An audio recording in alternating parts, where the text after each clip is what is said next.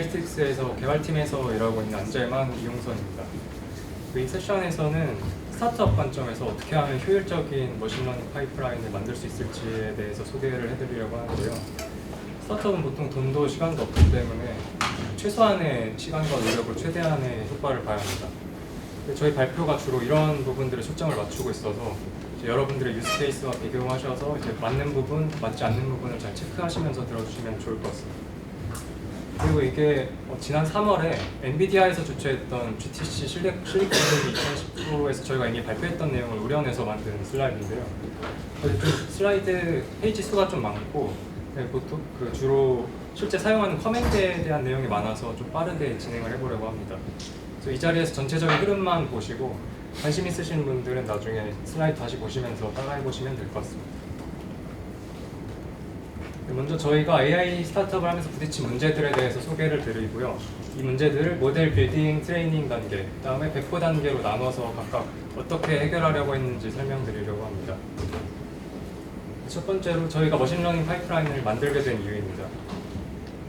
저희 같은 AI 스타트업이 이런 과정을 거치게 되는데요. 먼저 회사를 만들고 뭐 장비를 사고 모델을 만들어 서비스로 만든 다음에 이제 더 나은 세상을 만들고 돈을 벌고 엑시트를 하면 되는데, 이 중에 이번 발표에서는 뭐 어떻게 성공시키냐보다는 모델을 어떻게 서비스로 배포를 잘 할 건지 그 과정에 대해서만 다룰 겁니다. 이제 오른쪽에 보시는 것처럼 5가지 단계로 나눠서 이제 각 단계마다 어떤 문제가 있는지 한번 알아보겠습니다. 먼저 데이터를 수집하고 정제해야 되는데 이게 되게 귀찮고 시간이 많이 드는 작업입니다. 그리고 샘플링 폴리시, 그다음에 레이블링 폴리시에 따라서 다양한 데이터 버전 관리가 필요한데 이 Git처럼 솔루션이 있으면 좋겠죠. 그리고 이런 식으로 간편하게 불러와서 쓸 수 있도록 데이터를 잘 저장을 해놔야 되고, 그다음에 데이터 접근 권한도 설정할 수 있어야 됩니다.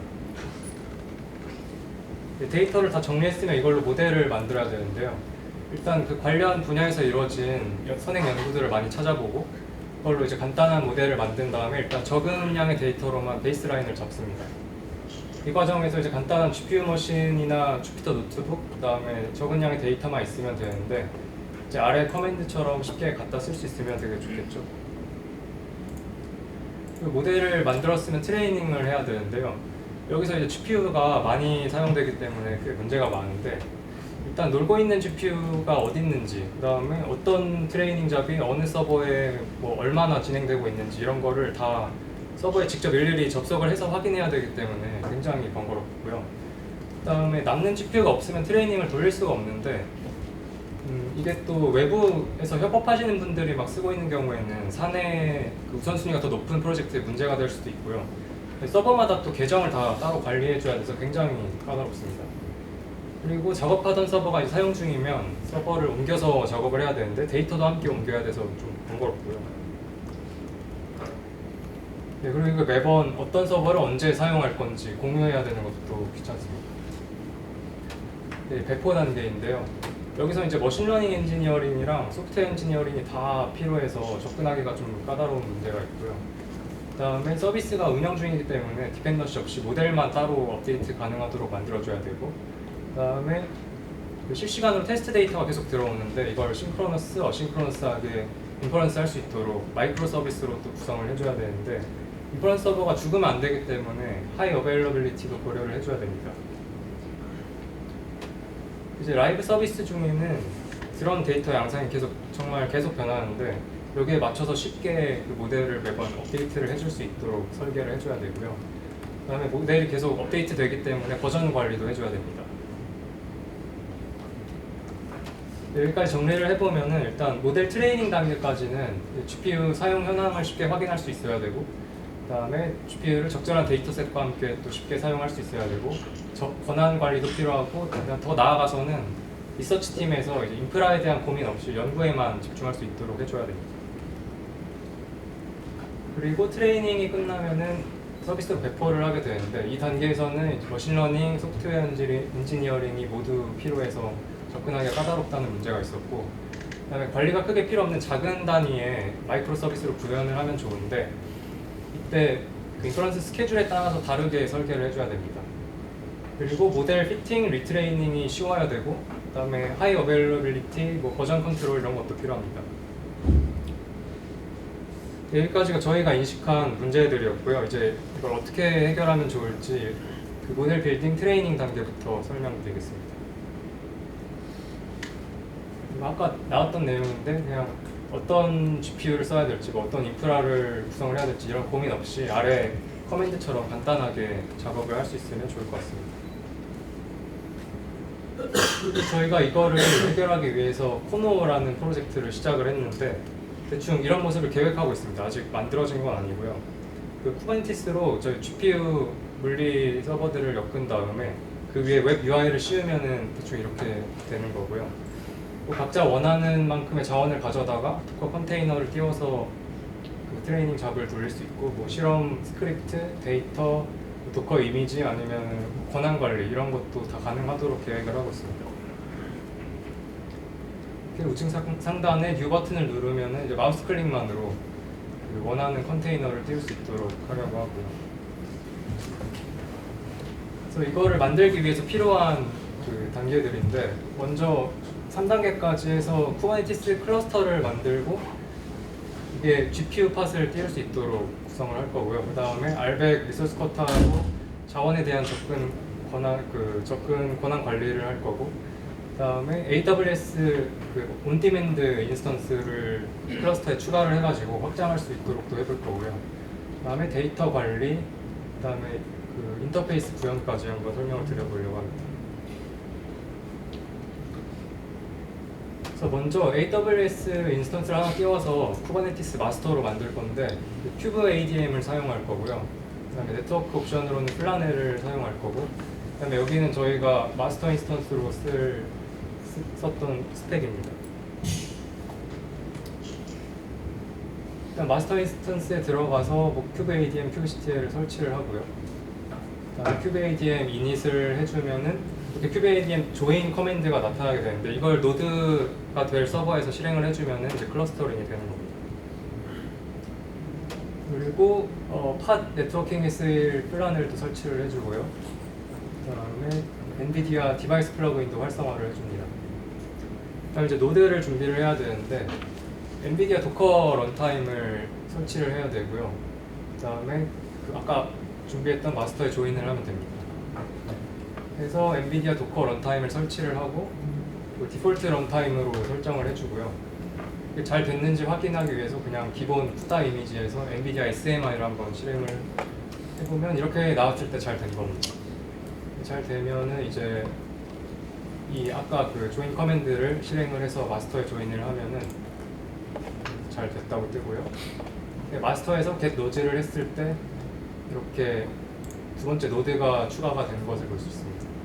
이게 그냥 이름이 스타크인 이유는 저희가 물리 서버들 이름에 그냥 마블 캐릭터 이름 붙여놔서 그런 거고. 그리고 쿠버네티스 클러스터를 이제 만들었으니까 GPU 팟을 잘 띄울 수 있는지 확인을 해볼 건데요. 그냥 아까처럼 푸다 이미지에서 엔비디아 SMI를 한번 실행을 해보려고 합니다. 이게 팟 YAML 파일인데 이미지에 푸다를 넣고요. 그 다음에 리소스에 GPU 하나 쓰겠다고 선언을 하고 그냥 엔비디아 SMI를 실행을 합니다. 팟을 생성을 하면은 잘 뜨고 이제 엔비디아 SMI까지 잘 실행이 되고요.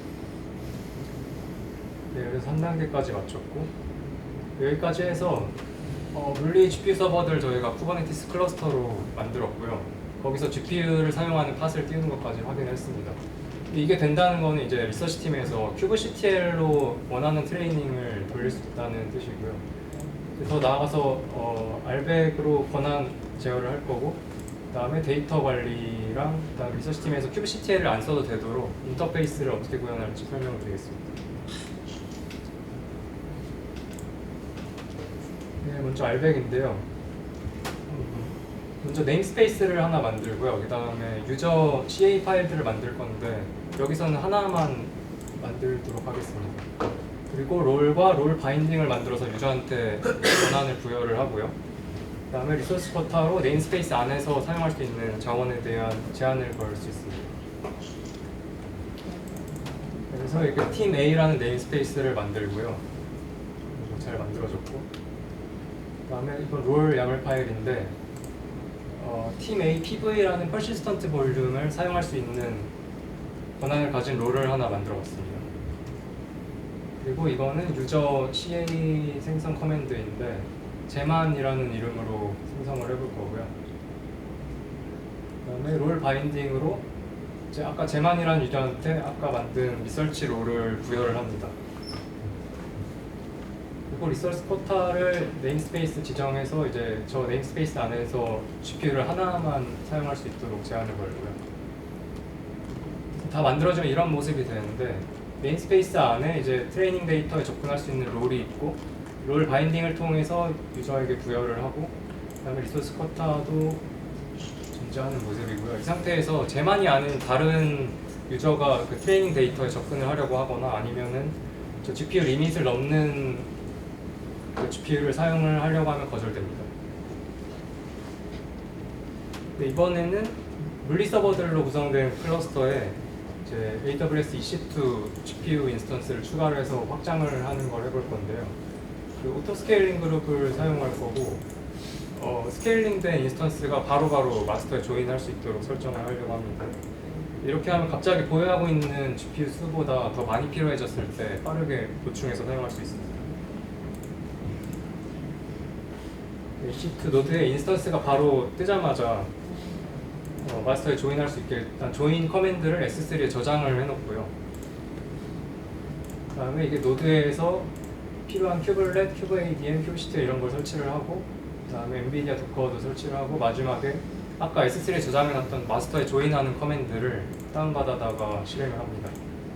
그래서 이 내용을 그 오토스케일링 그룹 유저 데이터에 넣어놓으면 이제 인스턴스가 뜨자마자 쭉 설치하고 조인하고 해서 클러스터링이 바로 됩니다. 그 다음에 여섯 번째로 트레이닝 데이터 문제인데 저희가 트레이닝 데이터를 S3에다가 저장을 해놓는데 이제 이걸 어떻게 가져다 쓸까 고민을 많이 하다가 세 가지 방법이 나왔어요. 하나는 되게 간단한데 그냥 팟이 뜰 때마다 다운받아서 쓰는 거고요. 근데 이거는 뭐 구현하기 쉬운데 굉장히 비효율적이라서 일단 배제를 했고요. 그 다음에 S3FS라는 걸 사용해서 그냥 S3 버킷 자체를 볼륨으로 마운트를 해버리는 방식입니다. 이게 생각보다 느리고 좀 불안정해서 얘도 넘겼고요. 결국 어떻게 했냐면 NFS 서버를 만들고 그 다음에 이거를 퍼시스턴트 볼륨으로 만들어서 그 팟에 붙이는 식으로 진행을 했습니다. 그래서 EC2 인스턴스나 아니면은 NFS로 쓸 뭐 물리 서버를 한 대 준비를 하셔서 그 NFS 커널 서버를 설치를 하시고요. 그 다음에 노드에서 접근할 수 있게 IP를 허용을 해줘야 됩니다. 그리고 이걸 가지고 퍼시스턴트 볼륨을 만들고요.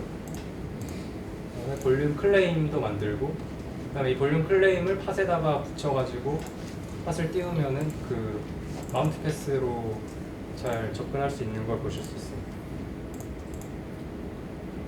그래서 여기 6단계까지 해가지고 쿠버네티스 레벨에서 필요한 것들은 다 준비가 됐고요. 뭐 GPU 팟도 띄워봤고 권한 제어, 뭐 온디맨드 인스턴스 사용, 데이터 관리까지 다 했고요. 이제는 리서치 팀에서 사용하기 쉽게 인터페이스를 구현해 보려고 합니다. 저희가 CLI로 일단 간단한 커맨드 트레인, 뭐 SSH 접속 커맨드 정도는 구현을 했고, 그 클러스터, 유저, 뭐 리소스 쿼터 이런 것도 추후 조작 가능하게 만들려고 하고 있고요. 웹 대시보드도 만들어야 되는데 아직 못 만들었습니다. 그래서 어떤 모습이냐면 이제 로그인을 하고요. 유저네임 패스워드를 넣고, 그다음에 이렇게 이미지랑 뭐 GPU 수, 뭐 트레인 스크립트, 아웃풋 위치 뭐 이런 것들을 넣고서 트레이닝을 하면은 원하는 위치에 아웃풋이 잘 저장되도록 할 수 있고요. 그다음에 만약 직접 SSH 접속을 해서 작업을 하고 싶으면은 이미지랑 이런 것들을 넣어서 실행을 하면은 팟이 새로 뜨고 해당 컨테이너에 바로 접속할 수 있는 커맨드가 출력됩니다. 그 웹 UI는 아까 보여드렸듯이 이런 걸 계획을 하고 있는데 아직 안 됐고요. 지금 다른 프로젝트들 때문에 우선순위가 좀 밀려 있는데 조만간 다시 시작을 하려고 합니다. 이제 이어서 안재환님이 계속 진행하시겠습니다. 네, 지금까지 저희가 이제 어떻게 좀 커스텀하게 인프라를 만들었는지 이런 거에 대해 좀 소개를 드렸는데, 저희가 이런 거를 좀 만들고 있다 보니까 당연히 이제 많은 사람들이 이거에 대해서 고민을 하시고, 그래서 이제 많은 이제 상용화 툴들과 오픈소스 툴들이 많이 나왔는데, 첫 번째로 소개해드릴 건 이제 폴리악손이라는 툴인데, 이제 뭐 이전 세션에서는 큐브플로우에 대해 설명을 뭐 들으셨을 분들도 있겠지만, 폴리악손 프로젝트가 조금 더 이제 오래된 프로젝트입니다. 그래서 이게 이제 큐브플로우는 뭐 제가 올해 초에 처음 준비했을 때 0.3 버전 약간 이렇게 나왔었는데, 폴리악손은 이제 작년 초쯤에 제가 처음 봤었는데 그때도 약간 좀 안정적이더라고요. 그래서 이것부터 일단 좀 설명을 드리도록 하겠습니다. 이거 같은 경우에는 쿠버네티스 위에 올라가는 이제 그 뭐냐면 플랫폼이라고 생각하시면 되고, 그래서 쿠버네티스만 준비가 되어 있으면 거기에다가 설치해서 사용하시면 되고요. 이제 설치를 하시면은 바로 이렇게 웹 대시보드가 떠서 보시면은 여기서 이제 뭐 실험이나 이런 것들을 좀 관리할 수 있게 되어 있습니다. 폴리악손을 적용하는 방법 자체는 굉장히 간단한데요. 뭐 설치야 그 폴리악손 그 홈페이지 들어가서 직접 뭐 그대로 따라하시면 사실 쉽게 설치는 되고, 이제 기존에 있던 이제 뭐 머신러닝 프로젝트를 폴리악손 위해서 돌리려면 어떻게 해야 되냐면은, 일단은 이제 폴리악손 CLI로 프로젝트를 만들고, 그 다음에 이제 폴리악손 파일, 야물 파일이 하나 필요합니다. 그래서 이걸 쓰고, 그 다음에 이제 코드를 올리고, 뭐 폴리악손 위에서 이제 실험을 실행시키면 됩니다. 그래서 실제로 실행하는 커맨드도 이렇게 세 가지 간단한데요. 뭐 프로젝트 만들고, 이니셜라이즈 하고, 업로드하고, 이렇게 되게 간단하고. 그래서 이렇게 커맨드를 실행을 하게 되면은 여기 위에서 이제 바로 웹 대시보드에서 현재 뭐 실행 중인 뭐 빌드가 뭐가 있고, 지금 이게 어떻게 되어 있고, 이제 여기서 이제 실험에 대한 결과는 뭐 accuracy가 얼마고, 로스가 얼마고 이런 것도 다 보실 수가 있습니다. 여기서 로그도 여기서 확인이 가능하고요. 폴리악손 파일 같은 경우에는 이제 이렇게 좀 간단하게 되어 있는데, 뭐 굳이 설명 안 드리더라도 이제 다 아실 것 같아서 굉장히 직관적으로 되어 있습니다. 그래서 이미지는 뭐 텐서플로우 1.4 버전을 사용을 하고, 뭐 런으로 커맨드로 파이썬 모델 파이 하면은 이제 실험이 실행되는 그런 구조로 되어 있습니다. 파이썬 스크립트에다가는 그냥 이런 식으로만 간단하게 추가하면 되는데, 보시면은 뭐 익스페리먼트, 겟 데이터 패스, 겟 아웃풋 패스 이렇게 되어 있고, 겟 데이터 패스로 데이터를 가져오고, 익스페리먼트 뭐 선언하고, 아웃풋 패스 지정을 해주고, 그다음에 로그를 이렇게 남기는 이런 형태로 되어 있습니다. 이렇게 남기게 되면 이제 뭐 폴리악손 이제 웹 대시보드 상에서 데이터나 뭐 아웃풋이나 뭐 로그나 이런 것들을 다 자유자재로 좀 조절을 하실 수가 있습니다.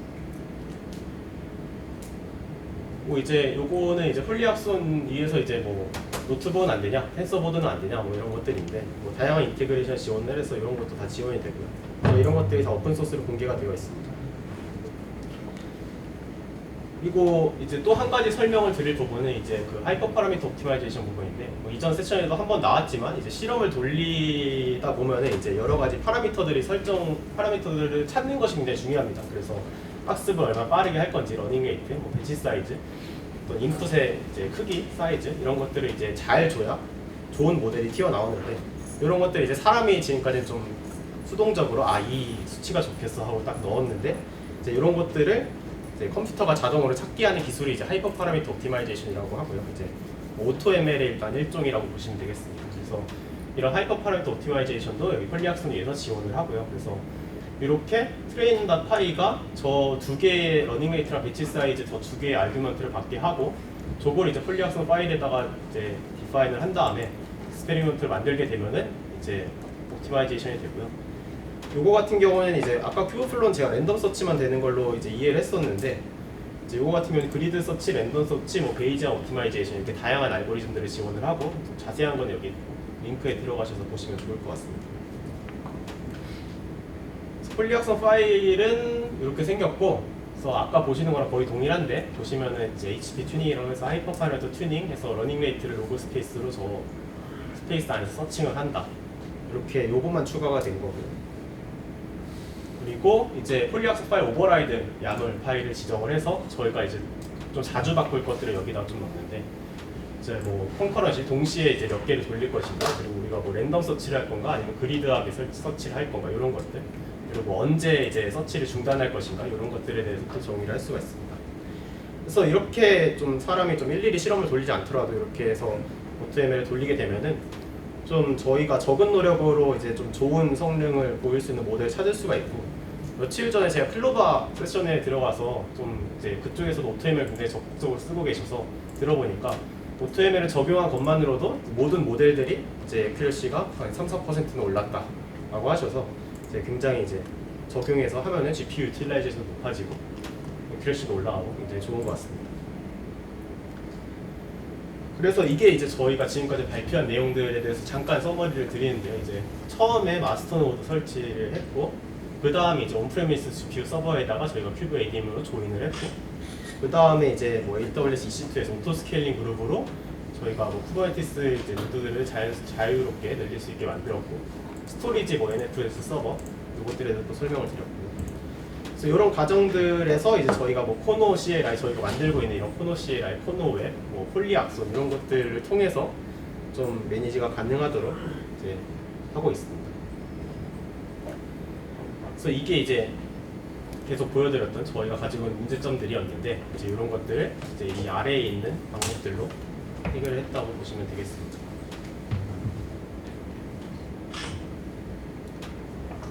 그래서 이 과정들을 이제 이거를 언제 다 하지? 약간 이런 이제 만약에 직접 하신다고 하면은 이거 굉장히 힘들 텐데 약간 이런 생각이 드실 텐데 이 과정들을 저희가 다 테라폼 코드로 구성을 해서 자동화를 좀 해두려고 하고 있고요. 그래서 저 리포지트 들어가시면은 저희가 구성한 테라폼 파일인데 아시다시피 저희가 이제 뭐 시간도 없고 돈도 없는 이제 스타트업이다 보니까 굉장히 코드에 문제가 많을 수 있습니다. 그래서 이거를 쓰시다가 발생하는 문제에 대해서는 제가 이제 뭐 보장을 해드리진 않고요. 그래서 뭔가 그래도 이제 문제가 있거나 궁금하신 부분이 있으면은 저희한테 자유롭게 연락을 주시거나 이슈 남겨주시면은 감사하겠습니다. 그 다음은 이제 모델 디플로이 쪽 단계인데요. 그래서 요게 이제 저희가 아까 설명드렸던 문제점들인데 이 디플로이 단계에서는 이제 뭐 리서처분이 열심히 코딩을 해서 모델을 줘요.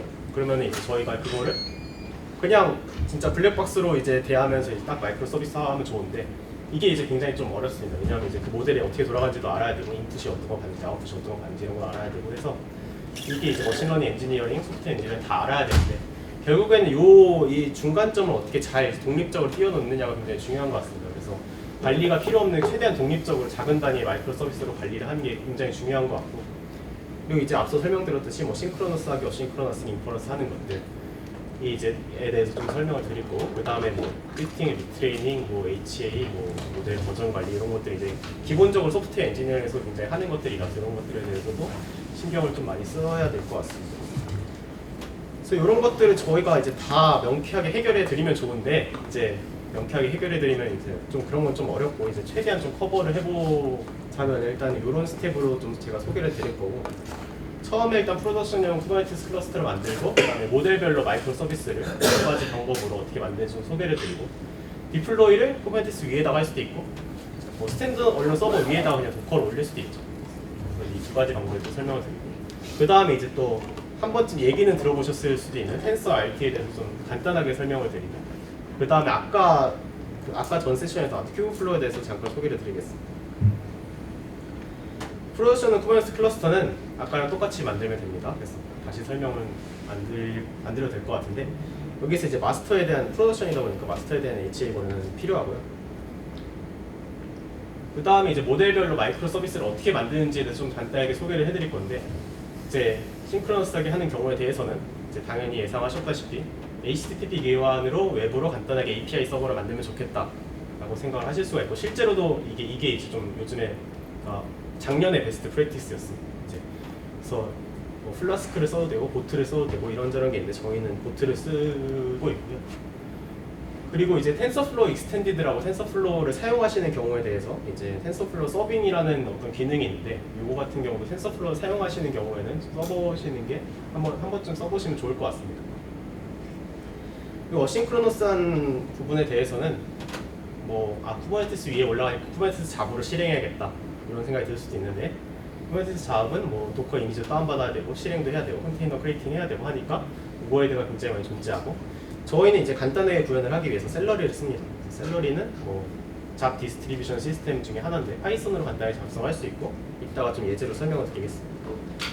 그리고 빅데이터를 처리하시는 분들은 스팟 위에서 돌리시는 경우도 좀 많이 제가 본 적은 있어요. 그래서 저 이번에 이제 GTC에 갔을 때 한국의 그 국가연에서 이제 CCTV 가지고 뭔가 인프런스를 하시는데 스팟 가지고 하셨더라고요. 그래서 이런 경우도 있으니까 혹시 필요하시면 참고하시면 되는데 저희는 그렇게까지 크진 않아서 스팍을 쓰진 않았습니다.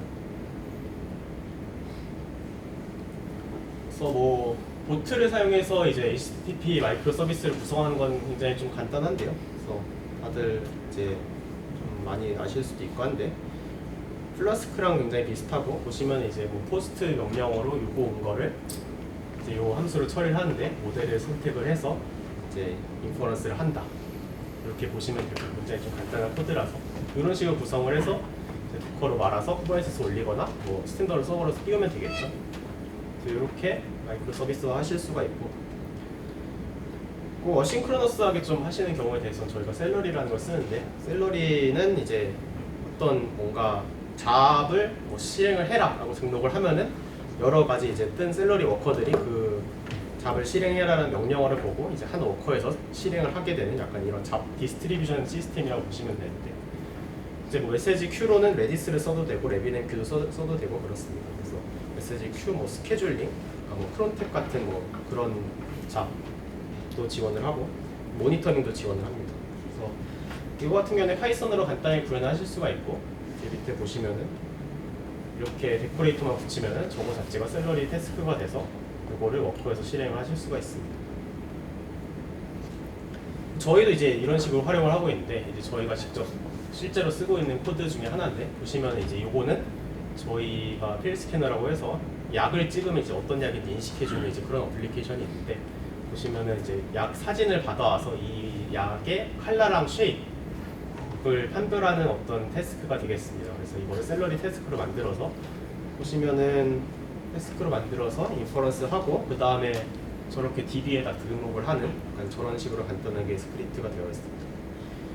그래서 이제 저희는 이제 이렇게 구성을 하고 셀러리 메시지 큐에 쌓인 잡수에 따라 셀러리 워커를 좀 유동적으로 좀 조절을 하고요. 근데 아까도 말씀드렸다시피 셀러리가 굉장히 퍼포먼스 최적화된 라이브러리는 아니기 때문에 이제 뭐 많거나 하시는 경우에 대해서는 스파크 클러스터 이용하시는 게 좋을 것 같습니다. 그 다음에 이제 디플로이 쪽 부분인데 디플로이는 이렇게 두 가지 부분으로 설명을 드리겠습니다. 그래서 뭐 쿠버네티스 위에 올리시는 건 아마 많이 해보셨을 테니까 제가 빨리 여기 밑에 것도 사실 뭐 간단해서 빠르게 설명을 하겠습니다. 그래서 뭐 쿠버네티스를 올리는 거는 인그레스랑 서비스를 만들면 되고 아시다시피 그래서 인그레스는 뭐 저런 식으로 구성을 하고 그 다음에 이제 뭐 디플로이를 이런 식으로 만드는데 보시면은 PS 인퍼런스랑 컨테이너를 만들고 이미지를 저걸 쓰고 컨테이너 포트를 저걸 쓰고 그 다음에 뭐 실제로 프로덕션에 올라가는 거기 때문에 레플리카를 3으로 줘서 이제 HA 구성을 하는 거를 보실 수가 있습니다. 그래서 이렇게 쿠버네티스 위에다가 올려도 좋은데 이제 이건 실제로 프로덕션 위에 올라가는 거다 보니까 어떤 리소스에 대한 컨트롤이 저희가 조금 자유롭지 않은 부분이 좀 있는 것 같아요. 그래서 뭐 특정 호스트 머신이 뭐 CPU가 뭐 버든이 되거나 하면은 서비스가 느려진다든지 약간 이런 문제들이 있는데 그거를 뭐 쿠버네티스 위에서 엔지니어링적으로 해결할 수도 있지만 저희는 그냥 스탠드얼론 서버에다 띄우는 방법으로 해결했습니다. 그래서 그냥 이런 식으로 도커 kill rm run 스크립트 만들어서 서버 뜰 때 도커로 이제 실행을 할 수 있게 이렇게 만들었고요. 보시면 이제 실제 프로덕션에 들어가는 코드다 보니까 센트리라는 서비스를 이용해서 크래시 리포트도 받고 그 다음에 모델 같은 경우에 이제 이런 식으로 S3 올려서 다운받는 형태로 해서 저희가 나중에 모델만 갈아 껴도 인퍼런스 서버가 자동으로 업데이트 될 수 있도록 되어 있습니다.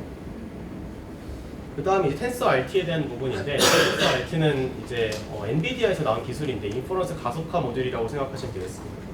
인퍼런스 이제 어떻게 가속화하냐 이미 있는 모델이 있는데 약간 이렇게 생각하실 수도 있는데 이거 같은 경우에는 당연히 공짜로 그냥 이것만 쓰면 가속화가 된다 이런 게 아니고 뭐 조금 약간의 뭐 정확과 퍼포먼스가 어큐러시가 좀 낮아진다는 이런 문제가 있을 수도 있습니다. 그래서 뭐 플로팅 포인트 연산을 약간 줄인다던가 이런 형태로 해서 조금 인퍼런스 가속화를 지원을 하고 쓰면은 뭐 최대한 2배에서 3배 정도 빨라지는 거가 좀 일반적인 것 같고 1.5배 저희 했을 때는 한 1.5배 정도였던 것 같습니다.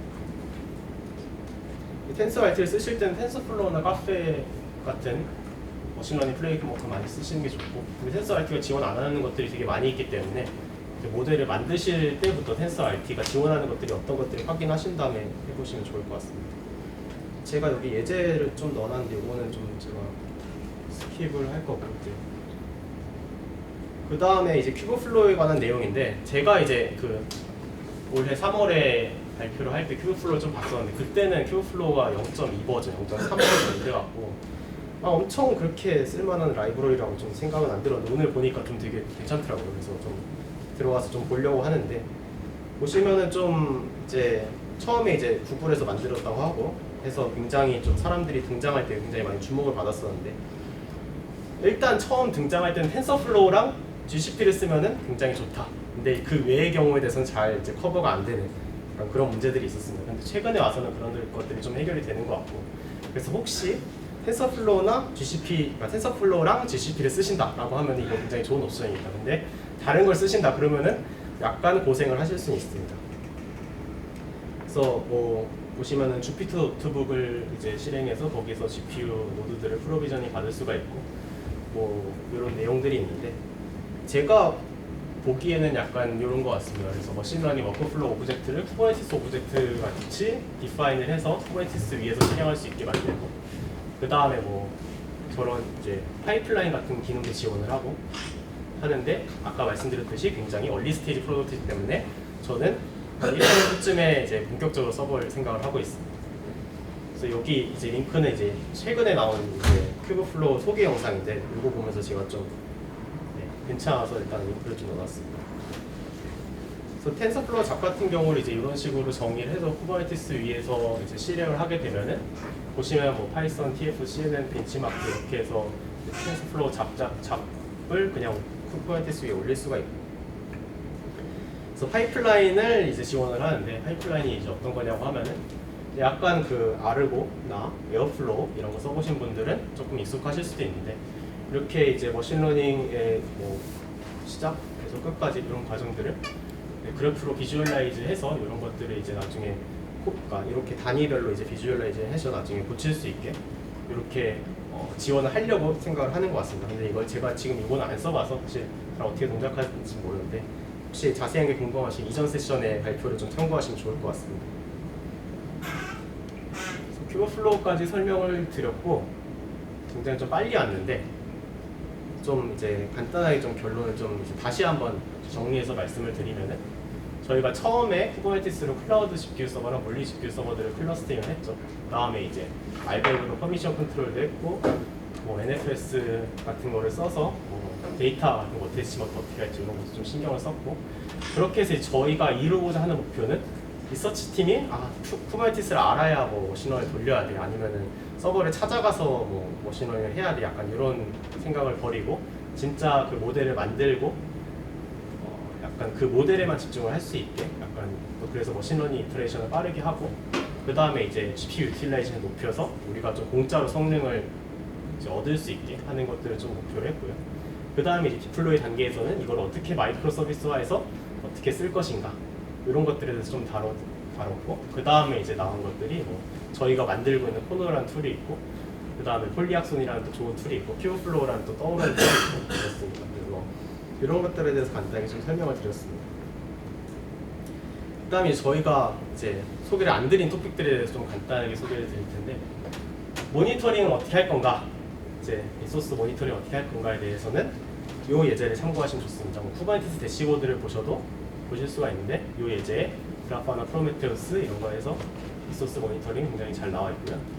그 다음에 뭐 예를 들어 실시간 데이터 스트리밍이 필요한데 어떻게 하냐라고 할 때는 당연히 카프카 스트림이랑 뭐 스팍 스트림이랑 온라인 러닝 써서 하는 예제가 저기 보시면 잘 나와 있고 뭐 라지 스케일인 경우에는 하둡 스팍 써서 하는 경우도 굉장히 많이 봤고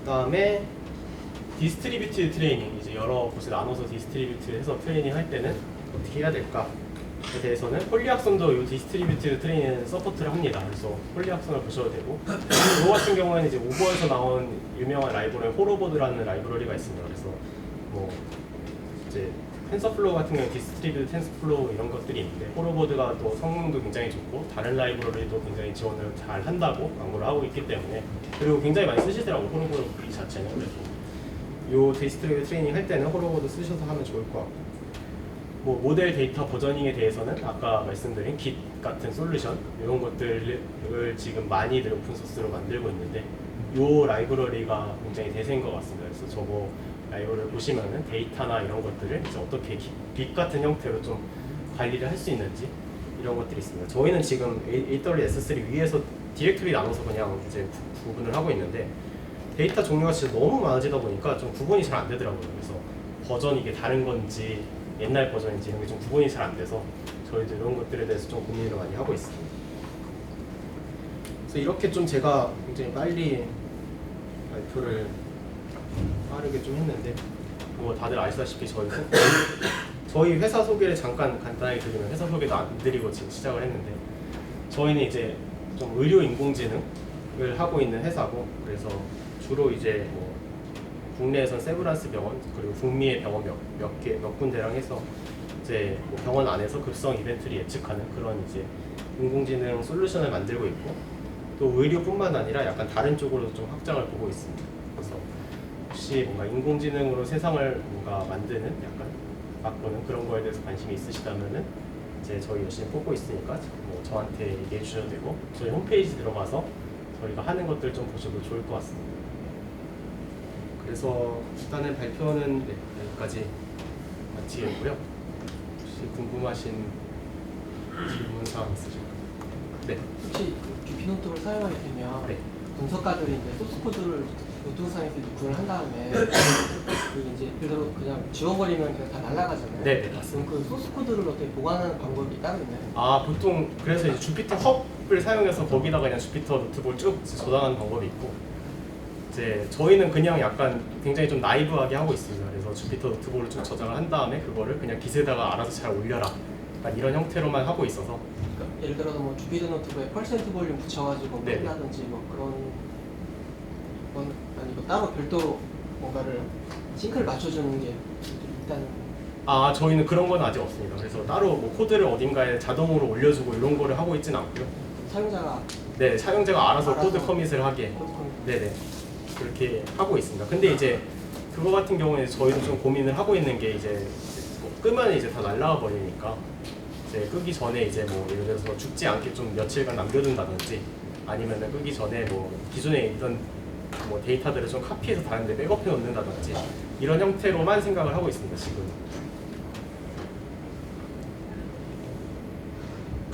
네, 혹시 더 질문 있으신가요? 네, 질문 없으시면 이걸로 발표를 마치겠습니다. 좋은 발표 해주신 두 분에게 박수 부탁드립니다. 네, 그럼 이것으로 오후 트랙은 모두 끝났고요. 경품 추첨이 티타워 스펙스홀에서 진행됩니다. 경품 굉장히 푸짐한 경품이 준비되어 있으니 꼭 참석해 주시면 감사하겠습니다.